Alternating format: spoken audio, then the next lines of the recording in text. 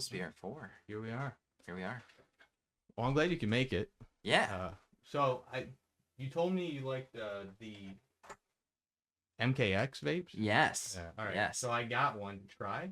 Okay. Very disappointed. Oh, yeah. Mine clogged constantly. Oh, really? Yeah. So the thing with the MKXs, the reason why I am such a fan of them is that they're cheap. Yeah, that makes sense. I use another vape. It's Rootin' Tootin' or Rooted Tooted. But it's $20. Okay. And it's a dual vape. I don't know if I got mine over here. My wife organized my desk. But I do have one for you as a gift. Ooh. You can switch between the flavors.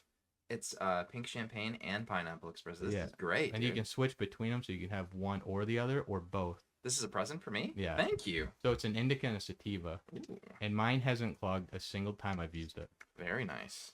And then they come with a free pre-roll when you get one. So this is I'm gonna come do this podcast all the time. Yeah, for sure. Yeah, I always have gifts. I have a drawer full of weed at my feet right now. Nice. It's crazy. So this is Brandon Guiles. Yes. Hi. Filmmaker extraordinaire. Oh yeah. We do films. Yes. Yeah, that's how I feel when people introduce me as a filmmaker. Like, well, yeah, you're a filmmaker as well. But... I mean, it's definitely weird because when people are like, so you're like a filmmaker. I don't feel like a filmmaker. Yeah, you know I feel like I just make silly little films with my friends. Yep. I make YouTube videos. Yeah, pretty much. I still feel like that. So yeah.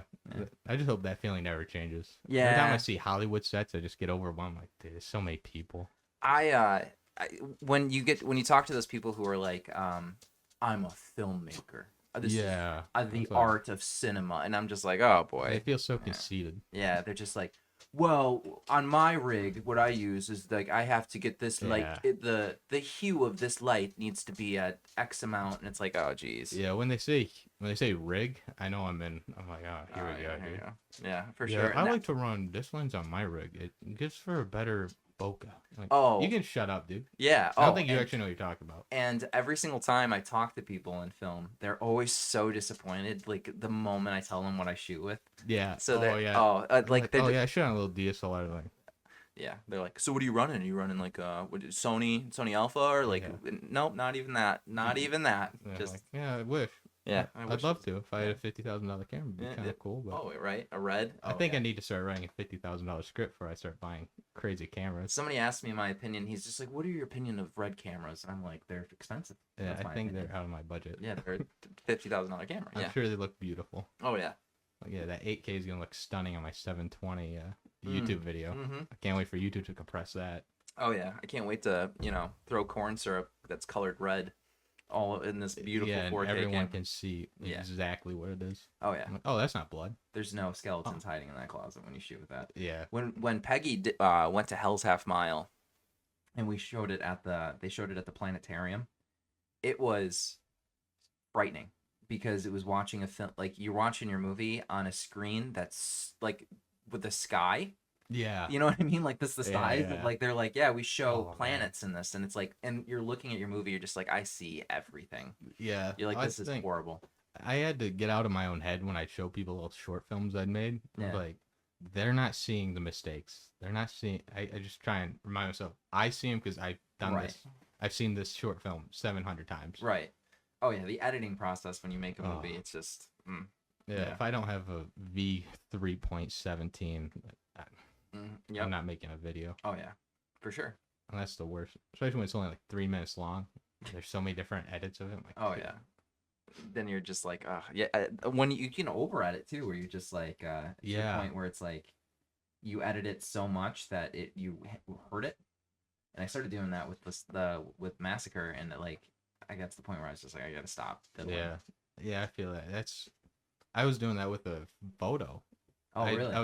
I do more, and because you're like a unicorn, man. You're a photographer and a videographer, which is that's very rare. Yeah, well, I was a videographer. I did weddings for the longest time since high school. I've been doing weddings. Yeah, and then one person like, could you do photography for my wedding? I'm like, I guess I've only really filmed weddings. I've done photography a little bit, Yeah. and then I got home and I was doing the editing. I'm like, oh, this is so much easier.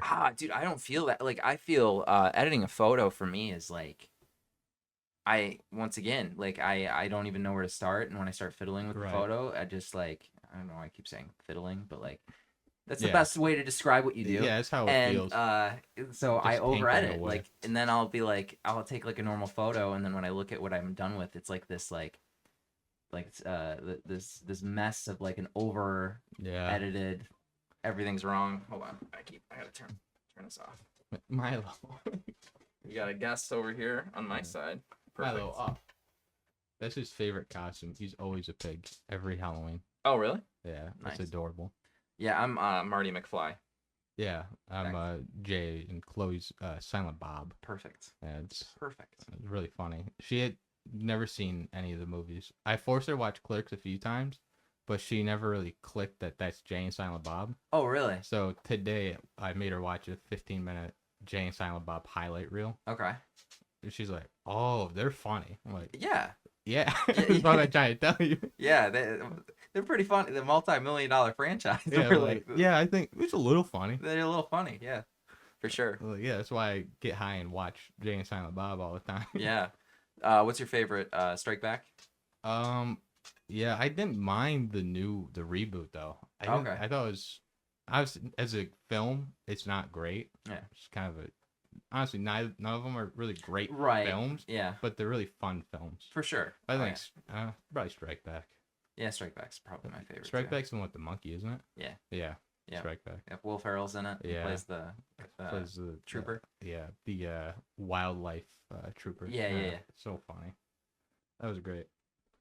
Yeah, I was gonna ask you, what's your favorite stoner movie? Stoner movie. Yeah. Oof. Man, there's so many. I love Dazed and Confused, which I don't know if you consider that a stoner movie, but I think it's close enough. My favorite one is actually I always get the name wrong of it. It also stars Danny Masterson, which is a big problem right now because he's yeah, that's too bad. I hate when really fun actors are terrible people in real life. Yeah, like it's so crazy watching That 70s Show now because it's like they're like my favorite stoner movie of all time came out, and I think it was like the mid-thousands. Hold on. Stars Danny Masterson and hold on, sorry. This is my fault. I'm trying to think of what it is too. It is man. Oh, Puff Puff Pass. Yeah. I always yeah, so that, and I'm trying to remember. Yeah, Mika Pfeiffer is in it too. Oh. Yeah, so Puff Puff Pass is my favorite song. Yeah. It's where they keep on buying like oceanfront property in Nicaragua. It's hilarious. It's a great movie. Yeah. Oh, and Half Baked, of course. Oh yeah, Half Baked's great. Of course. Yeah, that's what I always liked about stoner movies is like it always felt like white people stoner culture was the film. Yeah. Like I've never heard white rap music about weed and like this is cool. Yeah. It's always like, oh dude, stop talking, please. Yeah. And it's like, then you have like 311 and it's like, yeah. Man. Yeah. I actually kind of like 311 to be honest with you. Don't tell anybody that, but yeah. My go-tos are always the Big Lebowski. Oh yeah. I always forget that that's kind of a stoner movie. I just look at it like it's just it's a Coen Brothers movie. Right. But yeah. I think that's the best way to really describe it. Right. I mean, nothing really happens in the movie. That's what I hate when people ask me what the plot of the movie is like. Well, the guy wants his rug back. Yeah. Like that's over. That's the plot. Right. But how does all this nonsense get thrown in? Right. Who's to say? Yeah. And like that's the beauty of like that film because it's like when you really look at like how simple of a plot it is and what it does, it's great. It's like John Goodman's performance in that movie. Steve Buscemi's great in it. Everybody's really, really good in that movie. I mean, I can't. Whenever I see that movie, I never see the actors. I always see, except maybe Sam Wow. Blanking on his last name. The cowboy. Yeah, Sam Rockwell? Yeah. No, that's Sam Rockwell's from Moon. Yeah. No, I know who you're talking about. Yeah. But, hey, how's it going, dude? Yeah, he's got the deep voice. He's got the deep voice. The dude abides. Yeah, the dude abides. I see him as Sam, but yeah, everyone else I see is he's in Family Guy now. Oh yeah, he's the new mayor of Quahog. That makes sense. That's a good replacement for Adam West. Yeah. I didn't know how they're gonna replace Adam West. He was so good. I'm really surprised because Family Guy, South Park, Simpsons, all of those shows aren't really great now. The one show that actually I think is better than all of them now is American Dad. Have you watched any new seasons of American Dad? It's awesome. Haven't yet. I prefer American Dad over all of those. Yeah. Throughout, I never got into Simpsons. Yeah. My parents won't let me watch it. Gotcha. Yeah. It's hard to get into a show that's been running for your whole life. Right. It's hard to. Where do you start? Right. The beginning. The beginning. I'll never get back. Yeah. So, I never got into Simpsons. I never really liked the South Park. It always felt too like. It felt like they were condescending to me. Like, really? Yeah, I always felt like they were talking down to me. I'm like, yeah, fuck you. I hate your annoying ass voice. South Park, I love South Park, and Matt Stone and Trey Parker, I think, are geniuses. But yeah, I think they make really good stuff. I like Team America. Oh, great movie. Hilarious. And then I didn't mind Basketball. I didn't love it. Oh yeah, and that's not even an awful movie, but I thought it was funny enough that you overlook it. Yeah, I think that they probably deserved writing credits with how much they ad-libbed, I'm sure. Oh, for sure. You know what I mean? Yeah, and they were great. Yeah. But South Park I think the voices keep me out of it too. Cartman's voice just ruins it for me. Yeah. Man, especially growing up during its reign. Yeah. Everyone at school is constantly quoting it. Yeah. Please shut up. Yeah. So I think I got tired of it pretty quick. Yeah. Which is too bad because everyone says it's a great show, but I've already doubled down. I can't go back and start watching it again. Yeah. It's too late for me. It's too late. Yeah. But I do that with anytime someone recommends something very strongly, I try not to watch it. I'm like, no, I'm not gonna watch it out of principle now. Yeah, dude.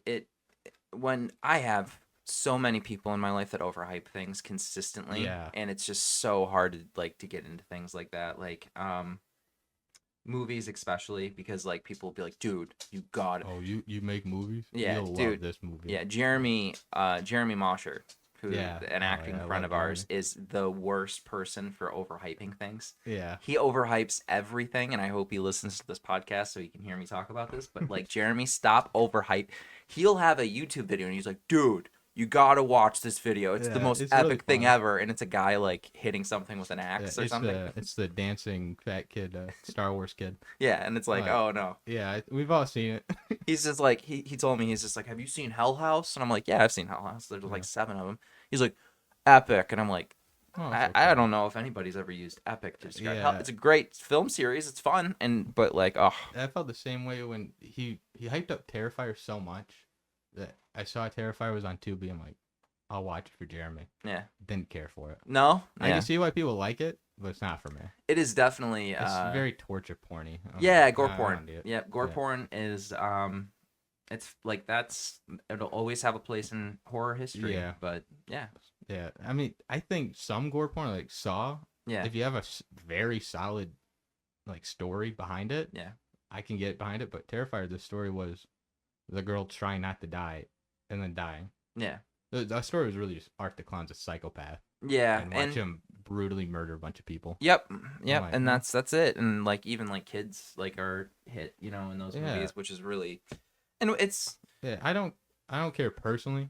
Yeah. But Damien Leone did something really special with it, and especially because after Terrifier 2, studios tried to buy it, and which is crazy. They said no because the amount of money that they wanted to buy the franchise for was so, like, I guess, laughably low. And look at, they had like the #1 film. They beat out, blew out the water for an independently made film. Like, right, that's crazy. Yeah, I think Terrifier 2 was made for like 1-point-something million. That's it. Which is nothing in the film industry. You're gonna rent a camera, and that's your budget's now blown. Yeah, pretty much. It's crazy. Let alone paying any actors, any. Right. And now, the guy who plays Art the Clown is, I mean, he's set. Just Oh yeah, he can just live off Art the Clown residuals. For yeah, the rest of his life. then go to conventions, sign autographs for the rest of his life. He's been going to conventions nonstop. Yep. It's kind of jarring. David. He's got two names. David something. David Howard Thornton. Yeah. I've been seeing him a lot on TikTok. Yeah. Yeah, he's good. I don't hate the movie, but it's not for me. Yeah, and that's great. I thought it was a fun storyline anyway. The horror community loves to argue and try to try to like make their opinion right. Like if somebody's like, I hate that movie and it's terrible. It's just like, okay. Like, it doesn't have to be terrible too. I mean, you can just not like a movie. You just not like it. So like I didn't like Halloween 3. Right. But I think nobody liked Halloween 3. Halloween 3, yeah. Oh, Season of the Witch? Yeah. Oh, okay. Yeah. I remember watching for the first time, unaware that they just takes a totally random direction. Yeah. I was like, what the fuck is it? I thought I rented the wrong movie. Yeah. I was pissed. I wasted like $4. Yeah. Like, come on, dude. You can't be kidding me. Dude, Halloween 3. I enjoy Season of the Witch. I might like it now, but after like I watched 1 and 2, I'm like, whoa, dude, Michael Myers is the shit. And I watched 3, I'm like, what the fuck happened? Yeah. When's Michael coming up? Yeah, and it's just like you got I mean Jamie Lee Curtis. It's a completely different story because I felt cucked by what the hell? Yeah.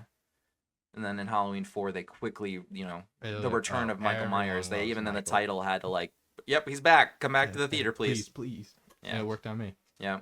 What's your favorite out of the 3? Halloween, Friday the 13th, or Nightmare on Elm Street? Nightmare. Sure. Yeah. That's always been my favorite. I mean, a smooth talking psychopath that cracks the best jokes. Robert Englund's great. He's so good, and the character, I don't want to say wouldn't do well without him, but it's gonna be tough. Yeah. And I didn't think the remake was awful. Right. That's a very controversial opinion I hold. I thought the remake was pretty okay. Really? Yeah. Oh.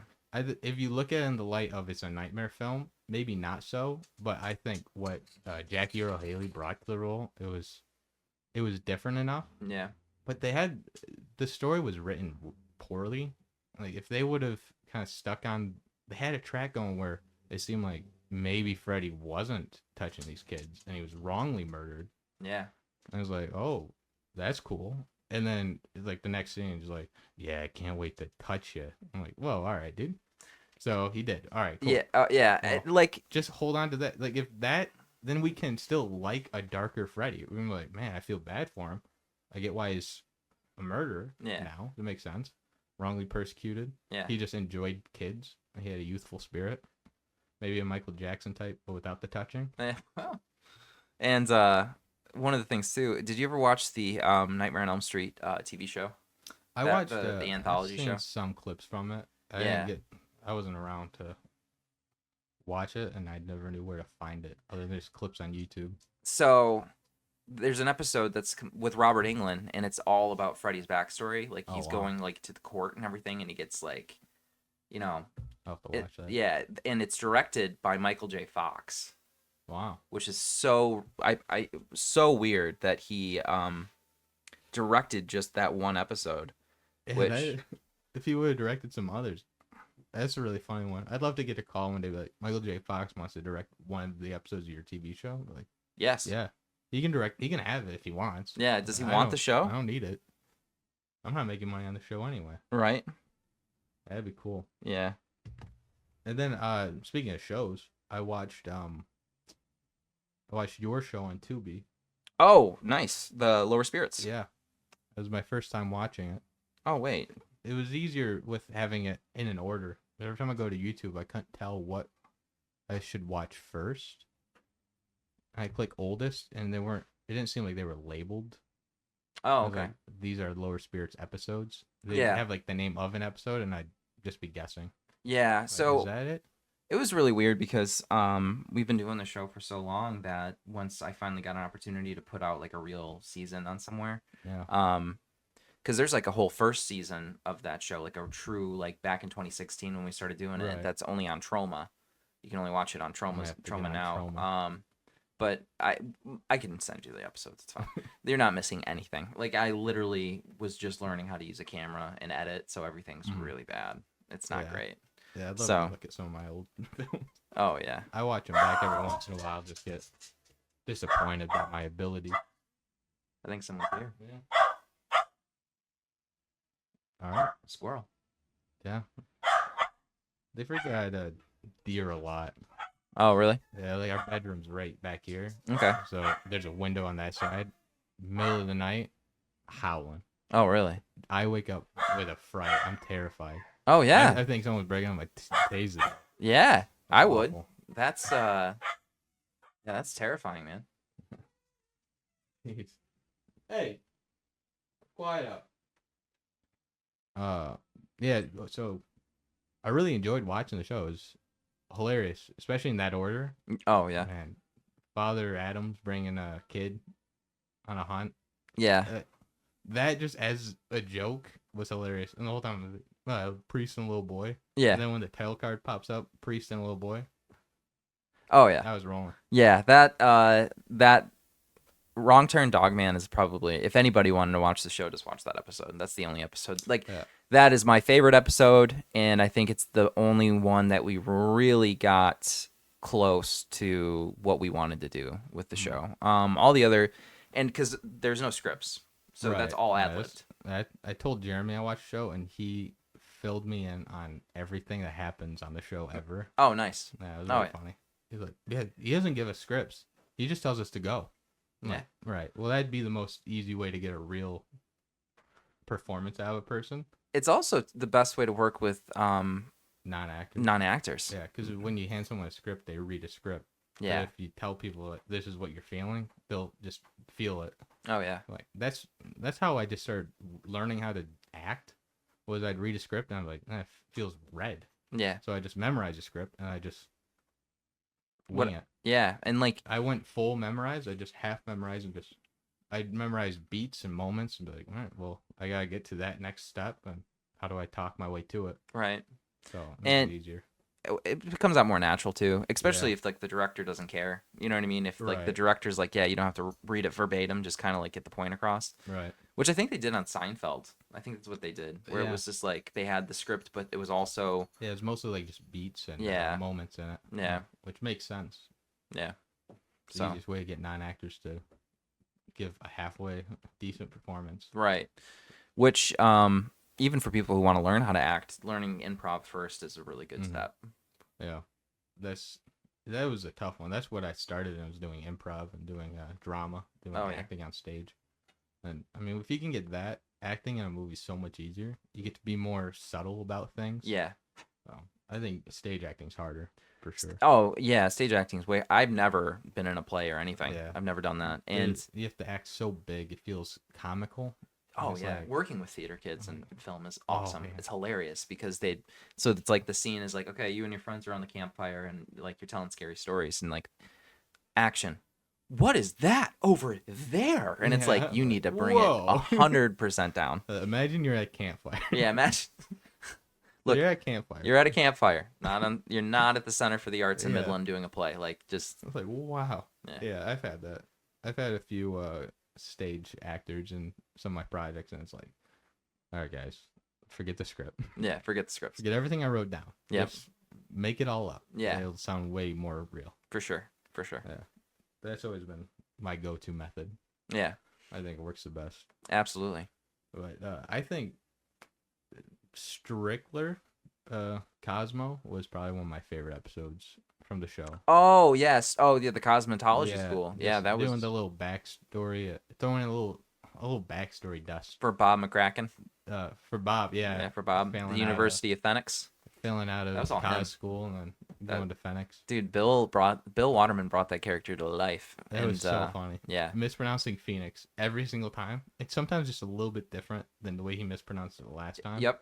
That was all him. He came up with that bit. Online school. Yeah. I don't know who told Brand I went to an online course. Yeah. I tried to make it very clear I was in person. Yeah. Like it matters. You went to Phoenix. Yeah. I'm not convinced you went to Phoenix. Yeah. That and you guys throwing the head in some random guy's pickup. Yep. That was great. Yeah. Oh, dude, that's a little backstory, just like Oklahoma or Missouri. Yeah. Yeah, that was like great. Oh, dude. You could do a throwback episode. And my favorite part about that show is that it's quite literally like we could shoot an episode of it right now if we wanted to. Right. Yeah, that's what I was having the idea to make a ghost show where I'm not trying to prove there's ghosts. I'm just going to where people say it's haunted and doing oh, the EMF's going off. Oh, right. So there's these wires right here in the wall. Actually, that's what's setting off the. Yeah. Just making a real joke of it. Yeah. And then someone's like, "Have you seen Lower Spirits?" I'm like, "No, but Bruce is telling me about it." Oh wow. And I go watch it. I'm like, "Oh damn." Well, scrap that one. No, don't scrap it. Do it. Do the show because like I was gonna make it just a real show. Like go to people who think their house is truly haunted. Just spend a night there and be like, "No, yeah, you're good." One of my buddies does a show called Paranormal Skeptics where they go to places and like kind of do something like that, but like isn't that within the fines of the show? What? Paranormal Skeptics? Isn't that what Lenny's YouTube channel is? Oh no, I forgot what channel he has in the show. The fake channel. My buddy Nathan Smith plays Lenny, and Lenny Kravitz is his name. That's what I figured. Yeah. And so he was the ex-cameraman. But no, I forget what his show was that he ran. No, Voidwalker Paranormal. Oh, Voidwalker. Yeah, that's what he does. Yeah, that was fun. And no, yeah, Paranormal Skeptics, my buddy Dorian does, and that's more real. Like, there's no jokes or anything. Like, they just go to haunted places and actually cool. Like see.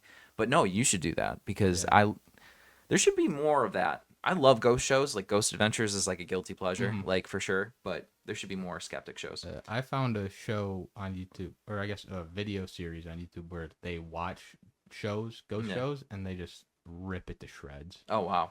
So there's this guy, he was having like a heart attack.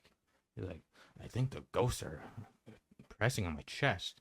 But earlier in the show, he ate like 20 corn dogs, like 20 chili dogs. Like, oh geez, I don't think it's the ghosts. He's a big older guy. It's like, dude, you're having a fucking heart attack. Yeah, like go to the hospital. Like, the ghosts are doing this. Well, the guy reacted, just ripping it to shreds. Like, what are you talking about? Oh wow. Oh yeah, I've had the idea, but every time I think about it, I watch someone else do it better. I'm like, just do it. Yeah, I'm afraid to. No, just do it. Yeah, I might. Right now. I'm just kidding. Yeah, my house is haunted. Is it? No. Okay. No. If it was, that'd be terrifying. Well, that'd be pretty scary. I don't really believe in ghosts, so. Oh really? No. Though I was at my studio on Halloween, and I was talking to one of my partners in the studio about doing the show at the studio, and she's like, "Well, the studio's haunted, right?" I'm like, "Right, but ghosts aren't real, so it's not." But yeah. All right. She's like, "No. Sometimes when I'm in here alone, I hear spooky noises, and it sounds like people are in the space above the studio and the roof." I'm like, all right. We should play a prank, and I'll go in and I'll be like, yeah, I knew Joe Cooley like years and years ago, and she'd be like, oh, I work with him here, and I'd be like, what are you talking about? He died 15 years ago. It was a terrible car accident. And just pull up like a fake news article. Yeah, holy shit. I knew this place. The shit out of her. Wouldn't that be great if a ghost was it was like ghosts aren't real, and it's a ghost. Yeah, ghosts aren't real. Yeah. I don't believe in myself. I don't believe in myself. Yeah. The ghost that just has no self-esteem. No. But then she said some guy was walking by and he stopped and was looking in, and he walked into the foyer. He was looking at some photos and stopped. She's like, "You can come on back if you want," and he's like, "No, I can't." And she's like, "Huh? What do you mean?" He said, "Sometimes when I walk by here when you guys are closed, I see the little girl in the back poking her head out, trying to get me to come in." I'm like, that's the most terrifying thing I've ever heard. She told me that. I'm like, all right, maybe this place is a little haunted. Wow. Like, what the fuck, dude? And then I was trying to rationalize it, like a normal person. I'm like, well, I wonder what he was looking at. She's like, no, he said he saw a little girl. I'm like, right, but what did he actually see? Wow. Apparently she'd poke her head out from behind the curtains that separate the front two sections from the back one. Was it you, Joe? Was it you playing a joke? I wish. I really thought about it. Sometimes I do go in there. I don't have to pick stuff up. I just won't turn the lights on, so people probably do see me floating around the back. Right. But I don't know if it was me. Oh wow. I definitely wasn't like trying to get him to come into the studio. That's crazy. Yeah, that was a funny story though. That cracked me up. Yeah. Because I was standing right where she alleged it was happening. I'm like, right. But that's so weird for a guy to just be like, yeah, what was this dude doing? I see the girl poke her. I think he was just fucking with her. That had to have been. Like, that's the only thing that makes... Or he's a true psychopath. Yeah. And doesn't know what he's saying. Yeah. He's got mental issues, and I hope it's that, or he's messing with her. You ever see the people who film, like, they have schizophrenia and they film themselves? Yeah. That's scary. That's wild, because it's just like I have to... The guy who, like, he feels like he's being followed, so he has to, like, record himself because he doesn't know if it's real or not. I can imagine feeling that way. I feel paranoid sometimes, mostly when I'm high, but man, I can imagine feeling that level of paranoia. It's like everyone, the gang stalking people. Yeah. Though I did hear a funny joke. A guy said that him and all of his friends stalk the local schizophrenic, so he's not crazy. You're not crazy. We really are gang stalking. Yeah. Like, oh. Feel better? Yeah. Hey, there we go. I actually don't get paranoid when I'm stoned. Mainly because, like, I used to get pretty bad anxiety too, but then I kind of talk to myself, like, I'm aware, and like that's so much better than drunk, because like when I'm unaware of you're unaware of anything, like so like when you're stoned and like super high, like you have that anxiety and like but that's just like you're recognizing that you're stoned. You know what I mean? And so I always found that more comforting ever since I told myself that. It's like, you should have anxiety when you're drunk because you're so unaware of what you're doing and who you are. So. And I don't... It really depends on the strain. Some strains make me truly paranoid, where a branch will crack outside and I'll be freaked out. Yeah. Like, I don't need to be this on edge. Right. But I like to be a little on edge. Right. A little cautious. But one time I got stoned. I was home alone out in my garage watching a movie on the TV. And... it was during the 4th of July. There were fireworks going off. I felt every thud in my chest. And I kept looking at the windows. It was dark out. Oh, wow. It was just darkness. I'm like, dude, someone's watching me through the fucking windows. Really? I felt terrible. That was me. Yeah. I'm just kidding. that would make me feel better. Like, yeah, there you go. Oh, it's just the guy I haven't met yet. Yeah, there you go. That's funny. Yeah. Well, this was fun. Yeah, dude. Thanks for having me on the podcast. I love this. Yeah. Thanks for coming. Yeah, no worries, dude. All right. All right. Thanks for listening, guys. Yeah, thank you for listening.